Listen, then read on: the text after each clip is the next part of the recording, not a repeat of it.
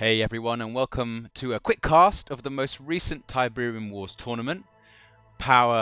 Peace Through Power, I think it was called. And in the south here on Pipeline Problems, we have a very experienced player. We have Shocktapus. You might know him as Shock Treatment as the pink nod.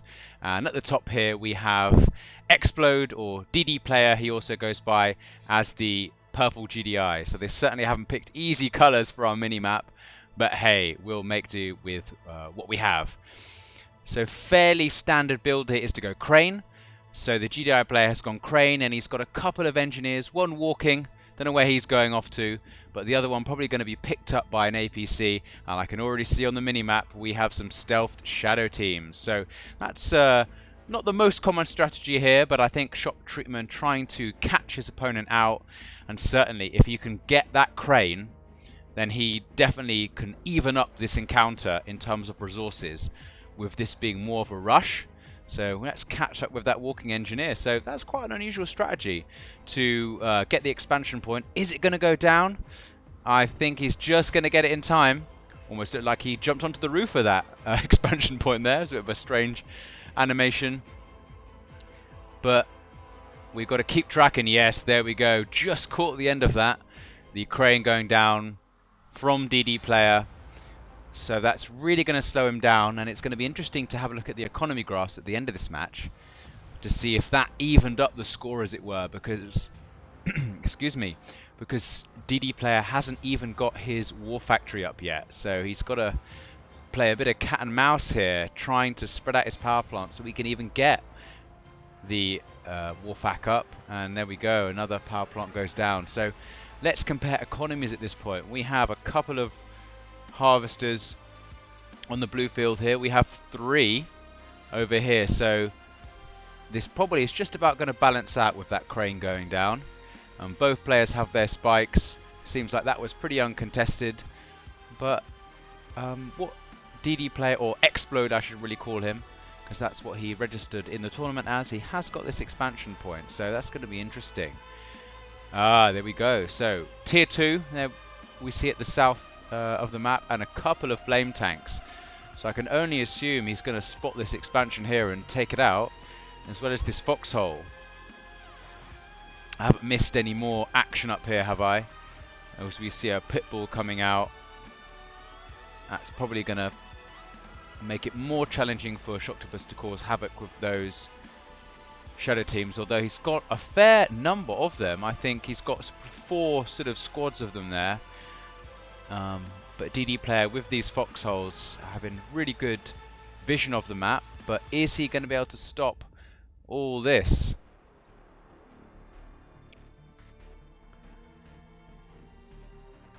Are these flame tanks going to make it and take down some of these refineries? Well, we'll see in a second, but one of them's been caught up here, although it's only an APC and a rifleman squad, so here we go. We have a rocket trooper, but we have some creeping around the edge, and here we go. How many of these refineries will go down?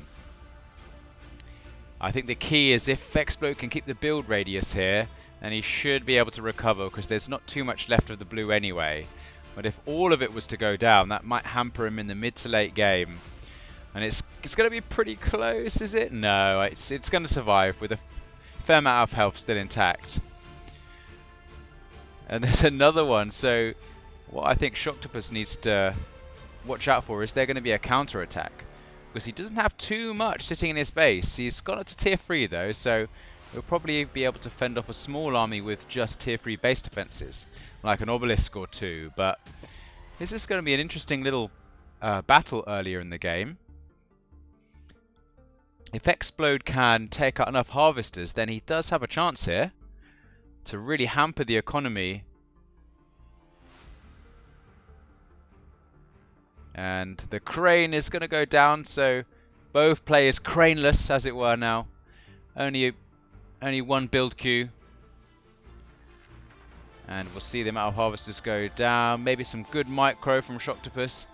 Not really any focus firing at the moment, unfortunately. So we're seeing a whole full harvester being able to dock. But this one is very, very low. but I think really unfortunately just not much focus firing. I don't think any of the harvesters have gone down yet. I think we got one going down now, which was good in terms of that being a full one. And just as I was about to say, as we have a freeze in the gameplay while the game catches up, too much action, I suppose.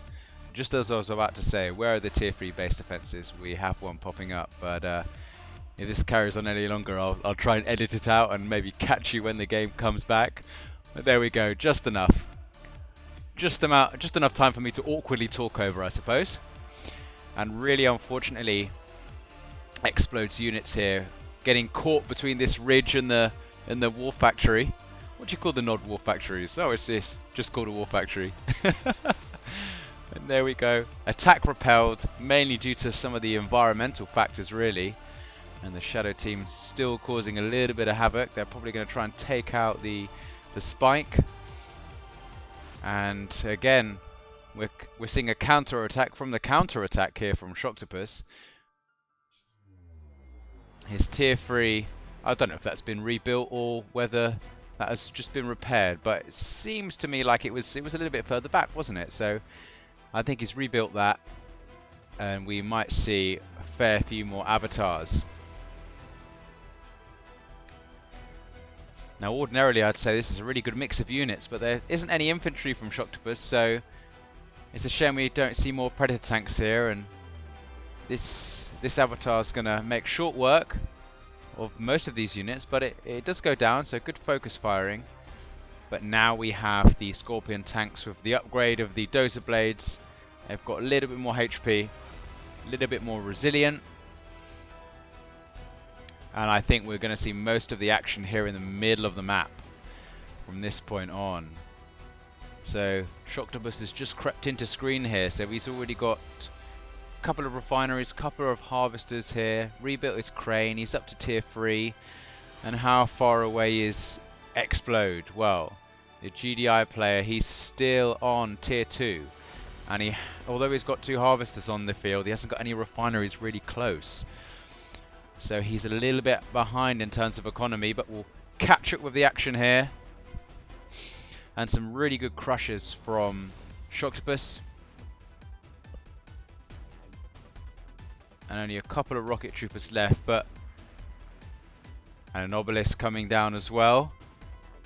And he's probably built this just on the maximum range of his refinery here, so we're probably not going to be able to see as it pops up. I was going to say we're probably not going to be able to see Shocktapus protect that all that well. And it's going to go down, but it is buying him a bit of time. I'm trying to look on the minimap if I'm missing anything, and we see some shadow teams as we flash back, taking out the power, so it's going to bring Xplode into a low power state. Everything's going to build more slowly, and there we go. That's a much better protected obelisk from shock treatment. He was probably forced to build it a little bit more advanced, but is this out of range here? Probably, as we go into low power state. And this is what I like to see. We've got an air tower, and I'm sure he's going to be churning out venoms. As we see, oh, fantastic mine drop there from Shocktapus. Really unfortunate for Xplode, because it had a very short travel time from the east of the map here, so there's not much he really could have done as he sees most of his units go down. A swell of avatars and soon to be joined by venoms. But what's going on in the base? We've got some shadow teams being chased around by pit bulls, and although they can detect them really easily, the rockets aren't that effective against them, so they're probably going to continue to cause havoc without some backup from the APCs. Bit of a base creep here, or is it just to get some of these Black Hand squads? But they will make light work of the infantry. We've got a drive-by going on here with the pit bulls. They're trying their very best to lock down these shadow teams without much luck. Maybe if the infantry units can catch up at some point, they'll have a chance, but they're running them out of town, as it were, here. And an interesting base creep here from Shocktapus. Maybe he's going to use this as a bit of a springboard here to try and flame down our sonic emitter. They're not too effective against these tough Black Hand squads, so I think this is going to go down fairly quickly. And we might see a push from Shocktapus here, and there's not too much defense because he's been dealing with the shadow teams at the back.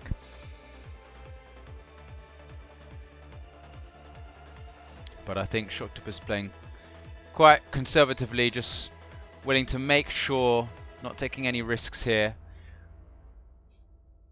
I'm probably going to go out on a limb and say he's the more experienced player. Certainly at this kind of at the top table, as it were, if we're using a poker analogy. But having lost to Xplode earlier in this tournament, I can't really say a thing. Xplode definitely a really, really good player as well. So we're very much looking forward to this matchup, of course. It should be very close. And I think we have a big swell of Venoms here. So Shocktapus now definitely with the mobility, in contrast to Xplode's more sort of powerful, longer range units. So I don't know which I'll prefer in this match. Probably at this stage the mobility.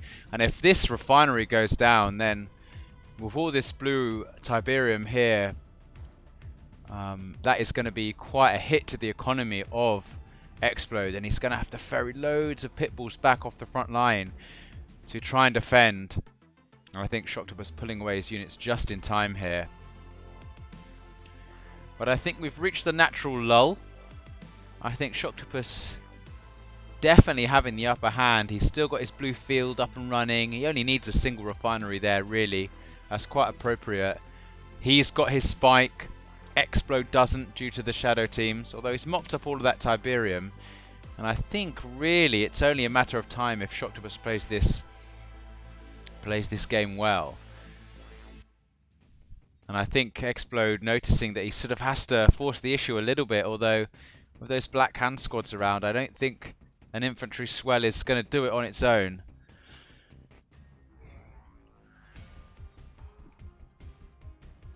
And unfortunately, I think this avatar's going to go down. That's probably a bit of a reverse move bug, I suspect.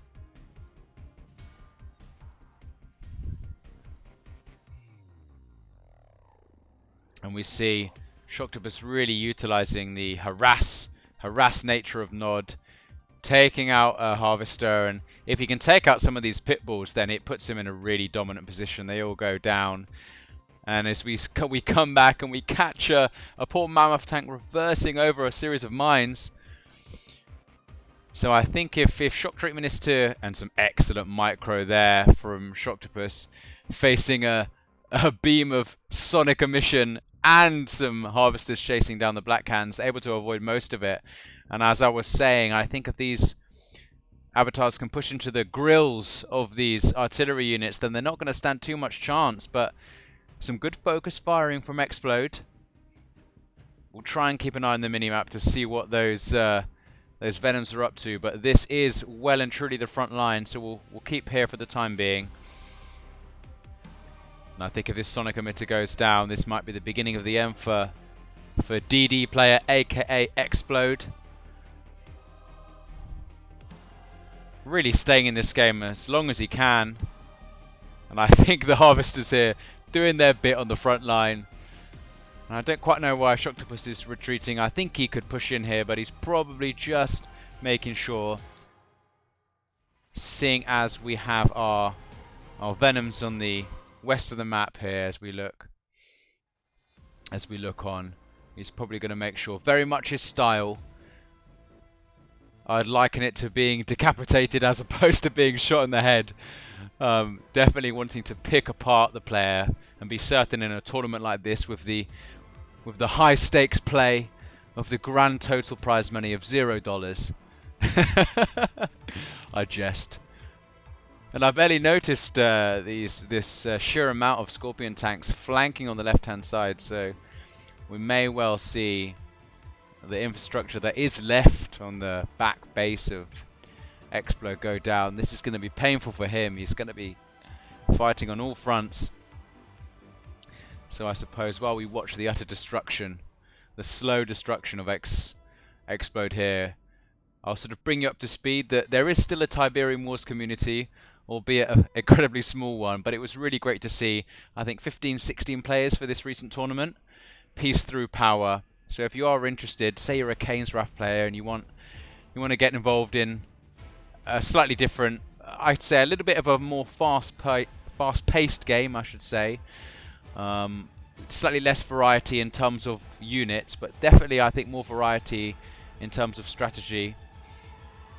Then head over to gamereplays.org and you can see when the next tournament's coming up. But perfectly happy for people to post in the comments that I'm talking rubbish about Kane's Wrath.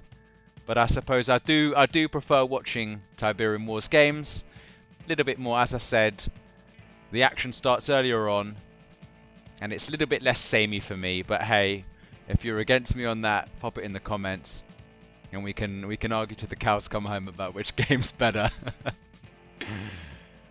What we can agree on is EA have definitely abandoned both. So hey, we're on our own, guys. We'll take any players to the community that we can.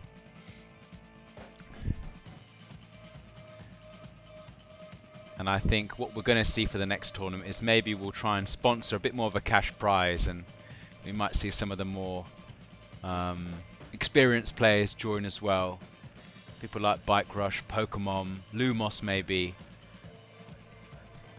and come and stake their claim to the prize. But this is just for the prestige of being crowned Peace Trough Power winner #1, as we had a slight misspelling of the title, so I don't quite know what to put in the title of the YouTube video for this. Do I call it Peace Trough Power or Peace Through Power, as it should really be? I don't know. I think it's quite nice to have the spelling mistake, to be honest. So if you think I've misspoken, I haven't. I'm just staying true to the admins, I guess. And we really have reached a natural lull here. You can tell I'm chatting breeze really now. I think what we might do is we might add a little bit of fast forward here to see if there's action. But in doing that, the game's now gonna lag. So we can see we've got some Venoms really doing some damage at the back.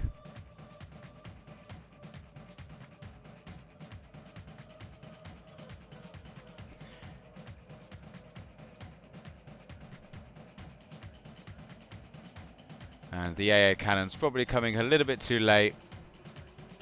And I think that's game. I think Shocktapus is trying to make this as painful as possible. And I think at any point we're going to see DD player probably throw in the towel, as there's not much more he can do. He doesn't have a spike. He's cut out from all corners. And I think that's that. So we will chuck another fast forward in. See if we can progress this a little bit more.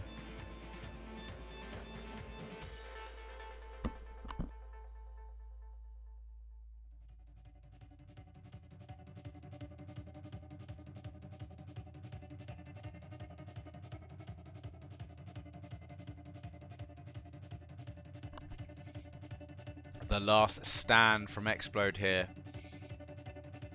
These Juggernauts are going to force the issue. And unfortunately, they're going to be taken out almost immediately by the Venoms. And again, we see the retreat from Shocktapus. So, a Catalyst Missile, and that has got to be the end. If I was Xplode, I'd be right. I'd be like, get me into the next game now. But hey, he certainly has more resilience than me.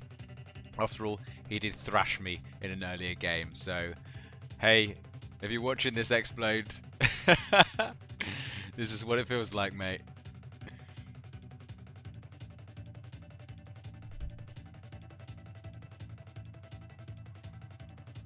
So we're comparing the bases. I mean, I'm trying to draw any interest now out of this game, but that's it. I think I can only think he's going to throw in the towel any second now. Maybe we can force the issue with the fast forward button and see what happens. There we go. And it'll be interesting to check the resources now. Let's see. So, really interesting that actually the resources are fairly even. Xplode having a slight advantage after the early investment in things like the shadow teams and catching up with the refineries, but I think the early take out of that crane had a big impact, and Shocktapus was using his experience there to win out. So we will see you in the next game, guys. 1-0 to Shocktapus. Okay, so we're over to game 2 on Tournament Tower between Shocktapus and Xplode. Shocktapus pink GDI in the top left, and Xplode in a mirror match, also GDI, but this time orange. So one of my favourite maps personally, with there being just 2 fields.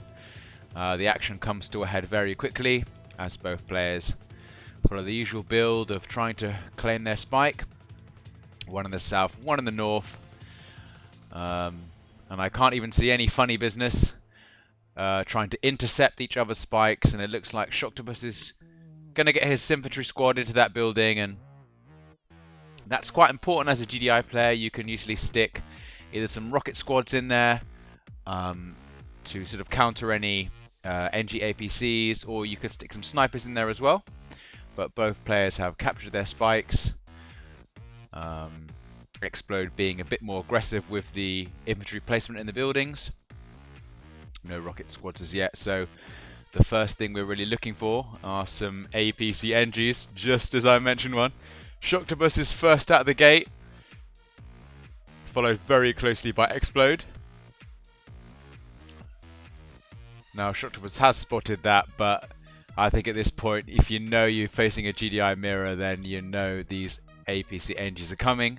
Of course, if you're watching from Kane's Wrath, this won't be a strategy, because NGs can't capture buildings in the same way. So are we going to force the sell-off here? Oh, we even see the capture. So that is that's an unfortunate, not really a misstep, but perhaps could have been sold. Xplode, though, counteracting by capturing the spike. So a less aggressive tactic. And a second APC NG here, approaching the base of Shocktapus. So is he going to get something here? Oh, very clever use of an APC filled with rocket troopers, unless this NG gets out, which it does, and at least forces the sell of a refinery. So it's hard to say who is ahead at this point. I guess the eco advantage is going to go to our orange player Xplode, but actually capturing the spike very quickly back is has Shocktapus.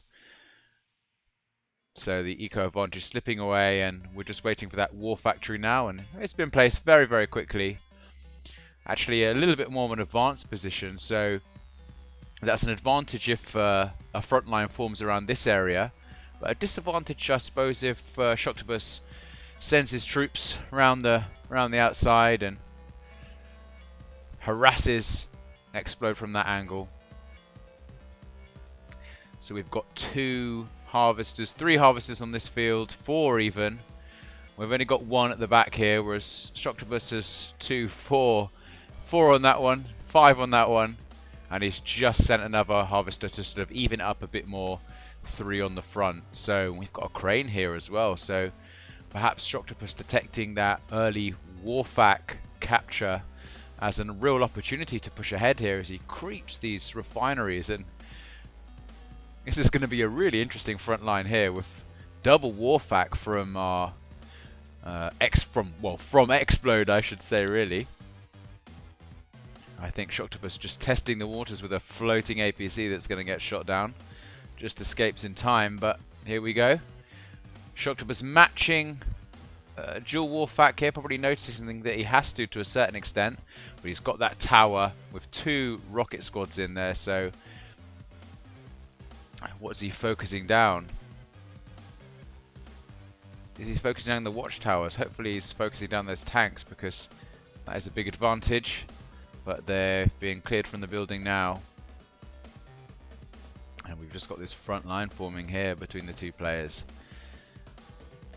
Maybe I should rotate the camera ever so slightly. An unusual view on Tournament Tower this, but at least we can kind of see what's going on a little bit better. Shocktapus microing the tanks quite well so that they're in range of getting repairs, and that's not possible for Xplode at the moment. So it looks like Shocktapus has gained a slight early advantage here, just pushing back. I wonder if he can sort of place another building down. Here we go, clearing the tower.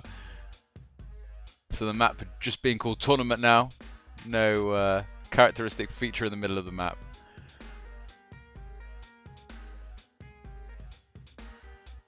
And I suppose the advantage that Xplode has is his tanks in his second Warfack have less distance to travel, so they might be on the front line a little bit faster.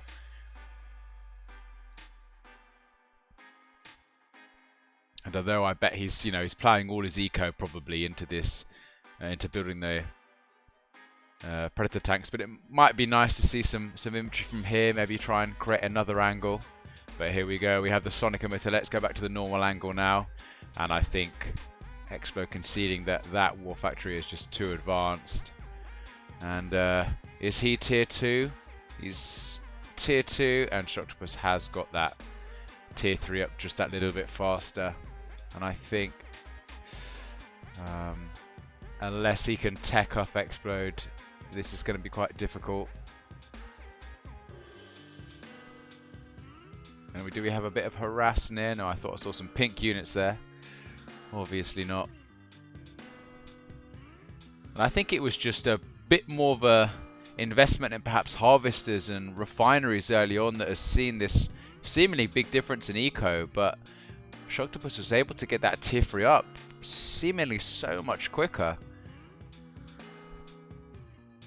Maybe just conserving the tanks because of the repair radius of his war factory being a little bit better placed, but that's not really Xplode's fault with him having to snake up in a pretty strange way due to the early sell-off, or the early capture of the first war factory.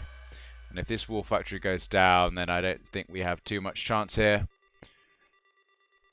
for Xplode. But he's got his tier 3 and he's got his Sonic emitter there. Where's he put his tier 3? It's right at the back, mirroring Shocktapus's strategy of trying to keep it out of harm's way.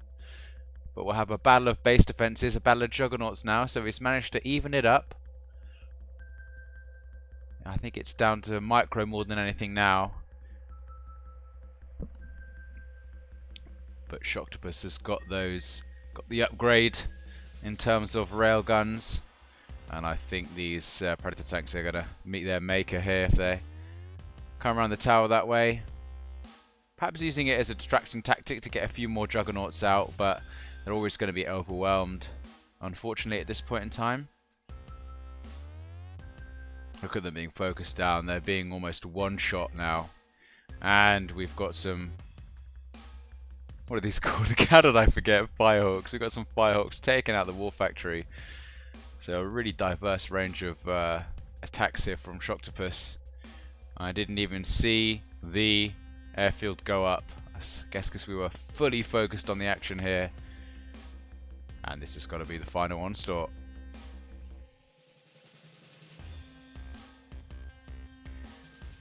Xplode loving his AA batteries. We've seen quite a few over the past few games. As always, Shocktapus splitting his forces really effectively here. Just leaving the juggernauts to just bombard on the front line, and as ever, being a really tricky customer with some good crushes there. And just taking out some of the infrastructure as much as he can. Some power plants, some refineries, the barracks, so we've got no more rocket troops. And I'm sure the tier 2 will go down, followed by perhaps a power plant or two. Although we've got some zone troopers, very effective anti-vehicle. Against anti-vehicles, I should say. And he's forcing the retreat of those Predator tanks, but they're going to come right back into the artillery bombardment there. And I think the rest of them have gone for repairs. This poor Juggernaut has been left quite exposed on the front line. What do we have going on here? I think some Juggernauts. I don't know if they're taking out the spike or they've done another bombing run probably somewhere. But I think, as I said in the last game, that's it. But that game went on for a bit longer, so... Have we got a heroic something? No, we've got a veteran of some kind.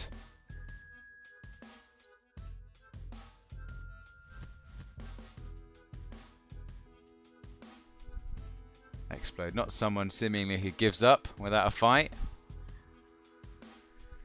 But he's only got one harvester and one refinery.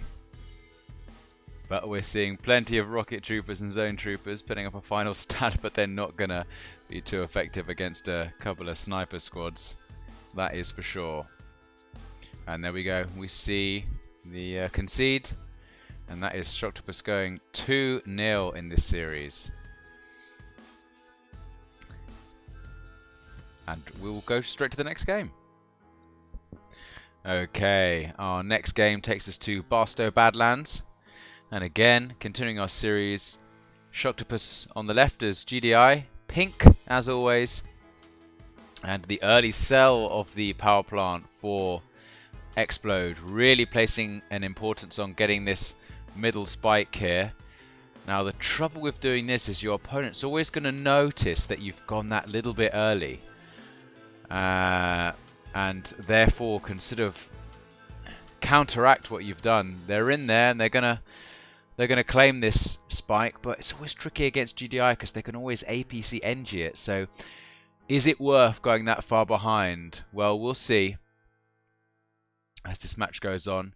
Could pay dividends, to be quite honest, because that spike, although of course it gives you the extra money, it's also great because it gives you that overview of the entire central part of the map as we see the scouting teams being sent out. Shocktapus claiming something in the north and Xplode claiming the south here, so they've set their stalls out early and the NG has already been placed inside. And I can only imagine that Shocktapus is going to reply with an engineer of himself, although he's actually filling these APCs with rocket troopers. Is that what they're called? Missile squads. They've got rockets nonetheless. And this can be a tricky tactic to defend against early on. Good anti-infantry, of course, because of the sort of APC part of the vehicle. And then you've got the rocket troopers with their missiles. So alongside those mines, it can be really tricky to defend against in terms of your harvesters, especially if you're sending your pit bulls to the center of the map. And we've got some showboating here from Shocktapus. He's got that rig. So I have played a few matches against Shock when he does this, and I'm a far worse player than DD is, and it is tricky. It's not something out of the usual playbook. So we'll see how he does with these APCs being able to repair themselves. But the pitbull's been called back early, so we're dealing with some great micro here. A watchtower going up, and that rig's going to probably deploy, isn't it? And then we've got those repairs. So there we go. This is not a usual tactic that we see. I think that's just some scouting going on in the south. So we'll stay here. And some really good micros. This is a tricky and quite efficient attack in terms of economy. I guess apart from the rig having to go to tier 2, but if you can keep those APCs alive, this can be a real thorn in the side of Xplode. But good use of watchtowers there. They're slowly gonna attack these APCs. Both still with rocket troopers in though, and they're getting those repairs. Forced to build a guardian cannon. That's really unusual. And we have the concede. A concede from Xplode there, I believe. Just not feeling it early on. So, very interesting there. Okay, I guess I'll see you guys in the next one. Okay, everyone, welcome to the last game of this best of 7 series. So, Shocktapus only needing one more victory as he starts off with the power plant in the south here as the pink nod. And in the north, again, we have Xplode, this time as yellow scrin. And it's, as usual, scrin tactic. It's more difficult to get these spikes as scrin. So what often is the strategy is to send out your explorer with lots of buzzers and some walking NGs and just see what you can do with regards to a spike near the next Tiberium field, as it were. And are we going to see yet? We probably are going to see a shadow team rush, perhaps. I'm not sure. We've certainly got a walking NG going somewhere. Looks like he's missed the bus to work. And he's just off on a sort of round trip perhaps to get the spike from a bit of a strange angle. So we've gone crane from Shocktapus. I wasn't expecting this, to be honest. It's usually a map that favours the Nod player going something like Shadow Teams just to claim these spikes, and we have had a emissary spotted here, so both players sort of going for the same tactic really, apart from Shocktapus has built a crane and he's going to focus heavily on eco, getting to this second field as quick as possible. But Xplode has done really well in terms of getting at least a spike here. Where's that NG got to? He's not walking the whole way around, is he? I've completely lost track of him. Where's he gone? No idea. There he is. He's some of his health's gone because he's walked through a Tiberium field. So he's a hardy old engineer. He's had a tough walk to work. And I guess what we're seeing, if we get back to the actual match, is we'll probably see a war factory popping up on the left-hand side of the map. And it's going to be under immediate pressure, but it does allow Shocktapus to focus pretty much on just eco back at his base. This is going to be tough. I guess we'd usually see a flame tank come out of here, but it's just been spotted so early that, yeah, it's got to be Scorpions. But if we get some base defenses to defend against the disintegrators, he can definitely put up a fight. We've got the second one coming out here. Yep, shredder turrets up, so it's tank versus tank now, and this has taken the action into a strange part of the map. But it's not holding up too well. Oh, there we go. Just as I say that, Shocktapus' clever placement of his Scorpion tanks is keeping them alive. And if you can focus down these descents with now 2 shredder turrets, I think that's allowed him to get a foothold here in this part of the map. I mean, I'd laugh if he puts a refinery down. That would be a pretty unusual placement, but why not? If you've got stealthed harvesters, as he gets the repairs done on this war factory, nothing being built from it yet.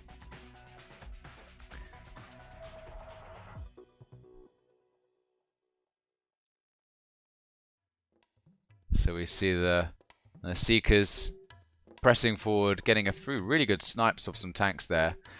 I think Shocktapus might have been concentrating elsewhere. And we might be resorting to rocket troopers here. Oh my goodness, an extremely quick tier 3 into an obelisk of light.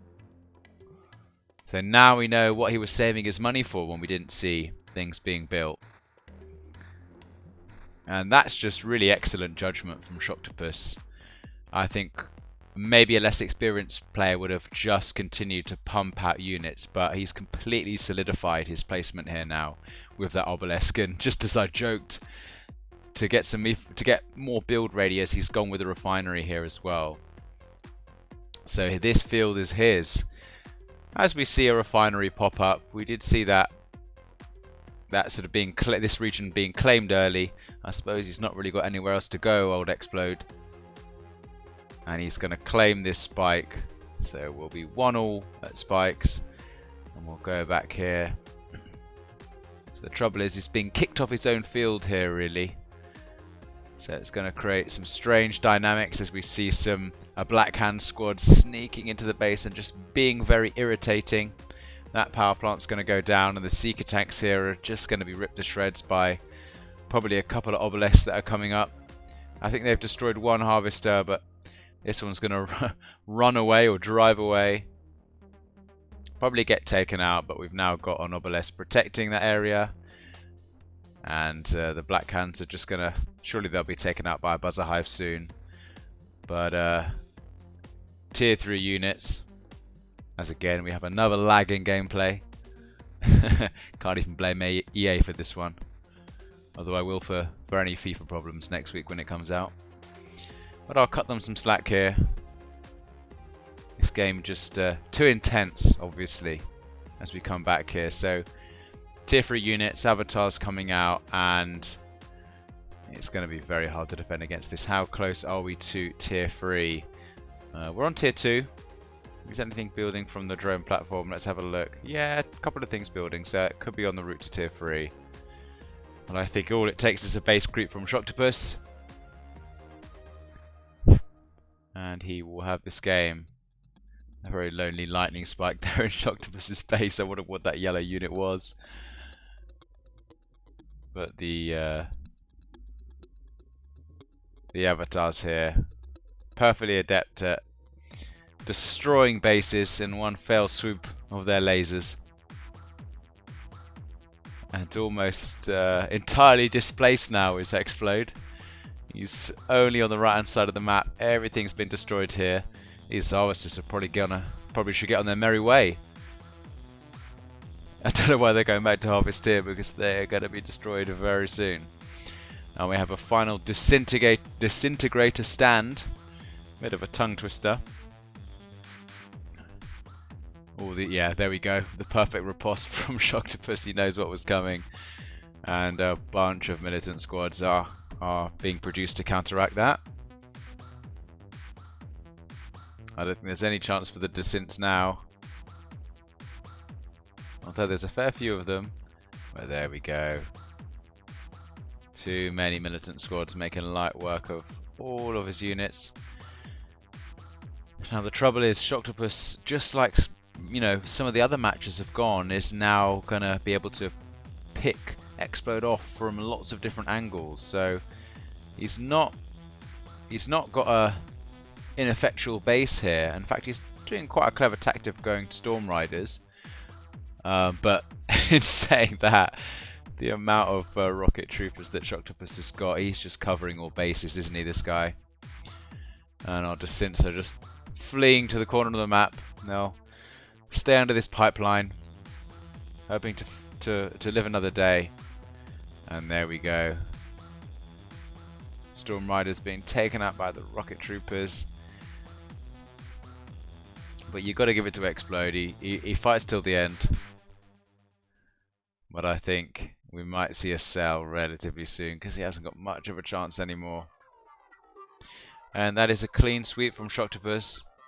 Definitely not bad play from Xplode at all, just coming up against a really experienced player. Probably the favourite for this tournament, alongside Shocktapus. So hopefully in the next video we'll catch the other semi-final. And then when I have some time, I'll try and commentate over the final as well. Even upgrading some of these troops with the Tiberium infusion. And also we've got the Confessors as well. Here we go. We might see some Storm Columns as a final defense. He's got his tier 3 up. There we go. And the concede. So, okay guys. That's 4-0 to Shocktapus, and we'll see you for the other semi-final. Bye-bye.